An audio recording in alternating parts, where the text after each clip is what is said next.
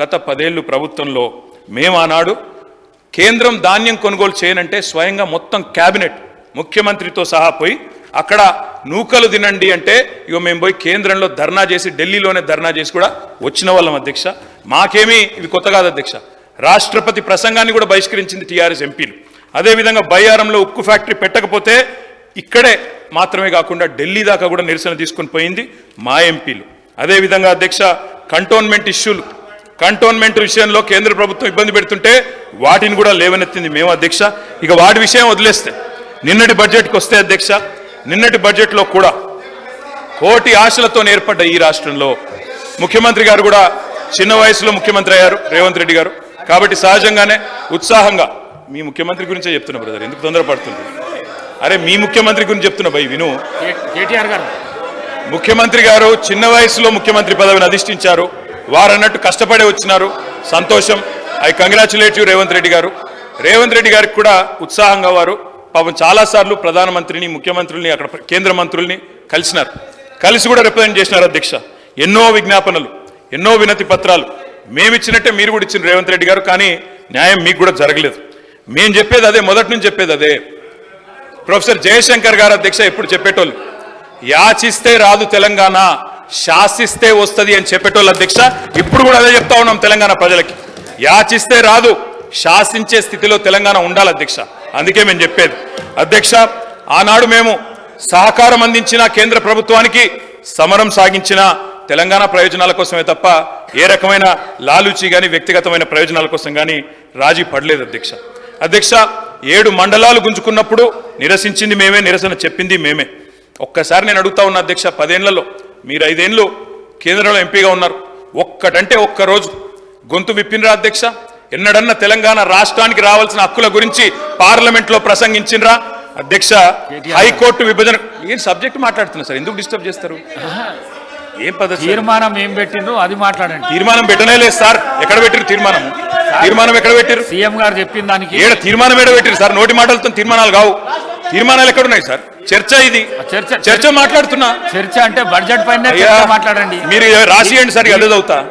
ఏం పద్ధతి ఇది? తీర్మానం లేదు, సబ్జెక్ట్ లేదు, మేము చర్చలో పాల్గొని మాట్లాడుతున్నాము. ఇట్లా ఎట్లా సార్ డిస్టర్బ్ చేస్తాం మీరు కూడా?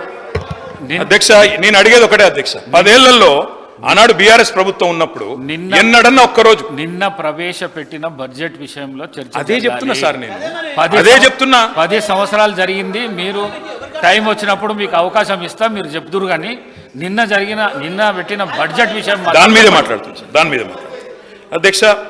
హైకోర్టు విభజన విషయంలోనైనా పోరాటాలతోనే ఆనాడు కూడా సాధించుకున్నాం. మా ఎంపీలు పోరాటం చేసినారు, ఇక్కడ న్యాయవాదులు పోరాటం చేసినారు, అట్లే సాధించుకున్నాం. కృష్ణా జలాల విషయంలో ట్రిబ్యునల్ తేల్చాల, ట్రిబ్యునల్ ద్వారా రెఫర్ చేయాలని చెప్పి దాదాపు 10 ఏళ్లు వెంబడబడితే మొన్న చివరికి కేసీఆర్ గారు గట్టిగా నిలదీస్తే చివరికి కేంద్రం దిగొచ్చి కృష్ణా జలాల పంపిణీ విషయాన్ని మొన్న ట్రిబ్యునల్కి ఎన్నికల ముందు రెఫర్ చేసింది అధ్యక్ష. ఇది మేము సాధించిన అతిపెద్ద విజయం. అందుకే అంటున్నా అధ్యక్ష, శాసించి సాధించుకోవాలి తప్ప యాచిస్తే కేంద్రం లొంగదు అధ్యక్ష. మిషన్ కాకతీయ, మిషన్ భగీరథ ఇప్పుడే వారు చెప్పినారు శ్రీధర్ బాబు గారు, 24,000 కోట్లు ఇవ్వాలని నీతి ఆయోగ్ సిఫారసు చేసినా ఒక్క పైసా ఇవ్వలేదు అధ్యక్ష. అందుకే వారి నీతిమాలిన రాజకీయాన్ని అప్పుడు కూడా ఎండగట్టినాం, ఇప్పుడు కూడా ఎండగడతాం అధ్యక్ష. గిరిజన యూనివర్సిటీ కొర్రీలతో అడ్డం పెడితే చివరికి పోరాటాలతోనే సాధించినాం. కానీ ఈ బడ్జెట్లో ఒక్క పైసా కూడా యూనియన్ బడ్జెట్లో రాలేదు. దానికి తప్పకుండా శాసనసభ నుండి మనందరం ముక్త కంఠంతో తీర్మానం చేద్దాం, పంపుదాం కేంద్ర ప్రభుత్వానికి. మా మద్దతు సంపూర్ణంగా ప్రభుత్వంకు ఉంటుందనే మాట మళ్ళొకసారి చెప్తా ఉన్నా అధ్యక్ష. మన ప్రాజెక్టులకు జాతీయ ప్రాజెక్టు హోదా ఇవ్వలేదు.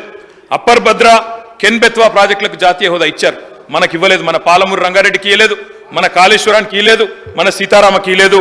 అందుకే ఆనాడు అడిగినాం, ఈరోజు కూడా అంటా ఉన్నాం, మన శాసనసభ నుంచి తీర్మానం పాస్ చేయండి, తప్పకుండా మరి కేంద్ర వివక్షను ఎండగడదాం. అదేవిధంగా అధ్యక్ష, ఒకటి కాదు ఎన్నో విజయాలు కూడా సాధించినాం. కేంద్రం ఇవ్వలేదు అని చెప్పి దిక్కులు చూడలేదు అధ్యక్ష. ఎన్నో విజయాలు సాధించినాం.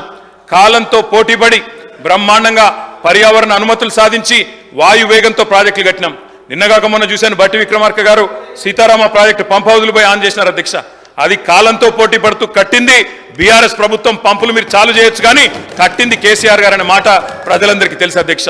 కాళేశ్వరం అయినా, పాలమూరు రంగారెడ్డి అయినా అన్ని కూడా చేసుకున్నాం అధ్యక్ష. కేంద్రం 1 రూపాయి ఇవ్వకపోయినా, దమ్మిడి పైసా సాయం చేయకపోయినా చేసుకున్నాం. మా కొలువులు మాకే దక్కాలి అని ఒక ఉద్యమ నినాదాన్ని నిజం చేస్తూ 95% రిజర్వేషన్ నియామకాల్లో గవర్నమెంట్ నియామకాల్లో సాధించిన ఒకే ఒక్క రాష్ట్రం భారతదేశంలో తెలంగాణ అధ్యక్ష. ఈ విషయంలో కూడా కేంద్రానికి అభ్యంతరం ఉంటే ఒప్పించినాం, మెప్పించినాం, అల్టిమేట్ గా సాధించినాం అధ్యక్ష. కాజీపేట కోచ్ ఫ్యాక్టరీ గురించి వారు ప్రస్తావించారు శ్రీధర్ బాబు గారు. ఎస్, తప్పకుండా అన్యాయం జరిగింది కాజీపేట ప్రజలకి, వరంగల్ ప్రజలకి. అక్కడ కోచ్ ఫ్యాక్టరీ పెడతామని మాటిచ్చి మేము 10 ఏళ్లు పర్సూ చేస్తే ఆఖరికి ఒక రిపేర్ వ్యాగన్ ఫ్యాక్టరీ పెట్టినారు అధ్యక్ష. అది ఎంత మాత్రం కరెక్ట్ కాదు. తప్పకుండా కోచ్ ఫ్యాక్టరీ విషయంలో కూడా అందరం కూడా కలిసి కొట్లాడదాం. బయ్యారం ఉక్కు ఫ్యాక్టరీ, మా గిరిజన శాసనసభ్యులు ఉన్నారు ఇక్కడ, బయ్యారం ఉక్కు ఫ్యాక్టరీ కూడా ఇవ్వలేదు అధ్యక్ష. ఎన్నోసార్లు అడిగినాం, జరగలేదు. తప్పకుండా ఆ విషయంలో కూడా ప్రభుత్వంతో కలిసి వస్తాం, కలిసి నిలబడతాం. రాష్ట్ర ప్రయోజనాల విషయంలో ఎవరితోనూ కూడా రాజీ పడమనే మాట మళ్ళొక్కసారి విజ్ఞప్తి చేస్తా ఉన్నా అధ్యక్ష. కానీ మేము వారు ఇవ్వలేదని ఆగిపోలేదు అధ్యక్ష. భారతదేశంలో 157 మెడికల్ కళాశాలలు ఇచ్చి 156 నర్సింగ్ కళాశాలలు ఇచ్చి మనకు ఒక్కటి కూడా ఇవ్వకపోతే మనం ఆగలేదు అధ్యక్ష. ఆనాడు ముఖ్యమంత్రి కేసీఆర్ గారు, హెల్త్ డిపార్ట్మెంట్ ఆ రోజు చూస్తున్న హరీష్ రావు గారు జిల్లాకు ఒక మెడికల్ కాలేజ్ పెట్టి వాళ్ళు ఇవ్వకపోయినా మేము చేసుకున్నాం అధ్యక్ష. ఇవాళ Telangana is only state with medical college in each and every district అధ్యక్ష. వాళ్ళు నవోదయ పాఠశాలలు ఇవ్వలేదు. శ్రీధర్ బాబు గారు కరెక్ట్గా చెప్పారు, కేంద్ర విద్యాలయాలు ఇవ్వలేదు, నవోదయ పాఠశాలలు ఇవ్వలేదు. ఇవ్వకపోతే మేము ఊకోలేదు అధ్యక్ష. ఒకవైపు కొట్లాడినాం, మరొక వైపు 1000 గురుకుల పాఠశాలలు కూడా పెట్టి హైయెస్ట్ నెంబర్ ఆఫ్ రెసిడెన్షియల్ పాఠశాలలు పెట్టిన ఒకే ఒక్క రాష్ట్రం తెలంగాణ అధ్యక్ష. అధ్యక్ష, తెలంగాణ కొంగు బంగారం సింగరేణిని వాళ్ళ చీకట్లోకి నెట్టే కుట్రలు కేంద్ర ప్రభుత్వం చేస్తే ఈ రోజు కాదు అధ్యక్ష, మొదటి నుంచి వ్యతిరేకిస్తూ వచ్చినాం, అడ్డుకున్నాం. ఒక సింగరేణి కాదు, పబ్లిక్ సెక్టర్ అండర్టేకింగ్స్ అన్నిటి విషయంలో ఒకటే నిర్ణయం తీసుకున్నాం, తప్పకుండా ప్రభుత్వ రంగ సంస్థలను కాపాడాలనే కృతనిశ్చయంతో పనిచేశాం, చేస్తూనే ఉంటాం.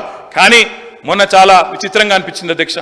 కిషన్ రెడ్డి గారు పిలుస్తారు, మా డిప్యూటీ సీఎం గారు పోతారు, ఇద్దరు సింగరేణి గన్లను వేలం వేస్తుంటే చిరునవ్వులు చిందిస్తూ ఒకటే వేదిక పంచుకుంటుంటే మేమైతే ఆశ్చర్యపోయినాం అధ్యక్ష. వడ్లు కొనకుండా దాగుడు మూతలాడితే ఊరుకోలేదు అధ్యక్ష. రైతాంగం తరపున కేంద్రంలోని హస్తినాపురానికి పోయి ముఖ్యమంత్రి, మంత్రులు, ఎమ్మెల్యేలు, ఎంపీలు అందరం పోయి ఢిల్లీలో ధర్నా చేసి అక్కడ గర్జించినాం అధ్యక్ష. మోటార్లకు మీటర్లు పెట్టాలని మెడ మీద కత్తి పెట్టినా వినలేదు అధ్యక్ష. రైతుల కోసం మరి 30,000 కోట్ల ఆర్థిక వనరులు మన రాష్ట్రానికి రావాల్సినవి మెడ మీద కత్తి పెట్టినందుకు దాన్ని వదులుకోలేదు. మేము ఈరోజు కూడా మళ్ళీ ఈ ప్రభుత్వాన్ని కూడా చెప్తా ఉన్నాం, దయచేసి మీరు రాజీ పడవాకండి. ఎందుకంటే వింటున్నాం కొన్ని విచిత్రంగా అనిపిస్తున్నది. విద్యుత్ సంస్కరణలు పెట్టి డిస్కాంలను ప్రైవేటీకరణ చేయాలని బీజేపీ చెప్తుంటే ఇవాళ ఇక్కడ రేవంత్ రెడ్డి గారు మొన్న ఒక ప్రకటన ఇచ్చారు అధ్యక్ష, హైదరాబాద్ పవర్ సర్కిల్ను అదానీ గారికి అప్పచెప్తామని. మరి ఈ విషయంలో దయచేసి నేను రాష్ట్ర ప్రభుత్వానికి విజ్ఞప్తి చేస్తా ఉన్నా, ప్రైవేటీకరణ పేరిట డిస్కాంలను ప్రైవేటీకరించే ప్రయత్నం చేయకండి, వాళ్ళ ఒత్తిడికి లొంగకండి. వాళ్ళు మోటార్లకు మీటర్లు పెట్టాలంటే దానికి లొంగవద్దని చెప్పి కూడా నేను ప్రభుత్వానికి విజ్ఞప్తి చేస్తా ఉన్నా అధ్యక్ష. సార్, గౌరవ సభ్యులు సభతో పాటు రాష్ట్రాన్ని కూడా తప్పుదోవ పట్టిస్తూ ఉన్నారు. ఇది మంచి సాంప్రదాయం కాదు అధ్యక్ష. ముఖ్యమంత్రి గారు ఎక్కడో ఎవరికో ప్రైవేటైజ్ చేయడానికి ఇస్తున్నారని చెప్పారని మాట్లాడుతూ ఉన్నారు. ఎక్కడ చెప్పలేదే, ఎక్కడ చెప్పారు, ఎవరు చెప్పారు? ఏదో పేపర్లో ఎవరో రాసిన దాన్ని పట్టుకొని అడ్డగోలుగా సభలో మీరు అట్లా మాట్లాడితే ప్రభుత్వం పైన మన అర్థం ఉందా? ఇది మినిమం ఉండాలి కదండి. గౌరవ సభ్యులు మీరు ఆ రకంగా సీనియర్ సభ్యులు అని చెప్పారు, అట్లా చెప్పేస్తే ఎట్లా? మాకేమో మీలాగా అడ్డగోలుగా ఏది పడితే అది చేసేవాళ్ళం కాదు. రాష్ట్ర ప్రయోజనాలే మాకు ముఖ్యం. మీరు ఇప్పుడు ఏదో మాట కూడా అన్నారు, ఖండించడం కాదు, అంటే లేని అంశాలని మాట్లాడి తప్పుదోవ పట్టించేస్తాం, మీరు ఖండించండి అని చెప్తే అది న్యాయం ఎట్లా వచ్చిందంటే అది కరెక్ట్ కాదు కదా. ఒకటి నెంబర్ 1. నెంబర్ 2, మీరు సింగరేణి కాలేజ్ గురించి కూడా ఏదో మాట్లాడారు, ఆక్షన్స్ గురించి. దానికి సంబంధించి డెఫినెట్గా ఎస్, మేము రెడీగా ఉన్నాం, దాని మీద చర్చకి సిద్ధమే.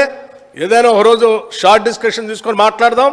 మీ వల్ల ఏం జరిగింది నష్టం సింగరేణి కాలేజ్కి, మేము వచ్చిన తర్వాత సింగరేణి కాలేజ్కి ఎంత మేలు జరిగింది, రాష్ట్ర ప్రయోజనాలు ఎంత మేలు జరిగింది చర్చిద్దాం, మేము సిద్ధంగా ఉన్నాం. కానీ ఇప్పుడున్నటువంటి అంశం కేవలం కేంద్ర ప్రభుత్వం ప్రవేశపెట్టినటువంటి బడ్జెట్లో రాష్ట్రానికి జరిగినటువంటి నష్టం పైన సభలో చర్చ జరిగి తద్వారా ఒక తీర్మానం చేసి రాష్ట్ర ప్రయోజనాల కోసం మనందరం ఏం చేద్దామని అత్యంత ప్రజాస్వామ్యయుతంగా రాష్ట్ర ప్రభుత్వం చర్చకి తెరదీసింది. దాన్ని వదిలేసి పాతయన్ని ఏదేదో మాట్లాడతారు. 10 ఏళ్ళు ఈ రాష్ట్రాన్ని మేము ఇట్లా సర్వనాశనం చేశాం, ఇంకా చేస్తామని చెప్పుకుంటా పోతే ఏముంటుందండి? మీరు బాగా చేస్తే ఈ సమస్యలన్నీ ఎందుకుంటాయి అసలు? దయచేసి ఇప్పుడు 2-3 సార్లు చెప్పాం, మళ్ళీ చెప్తే మాకు కూడా మంచిగా ఉండదు. దయచేసి మీరు సబ్జెక్టులో రండి, ఏం చేద్దామో చెప్పండి.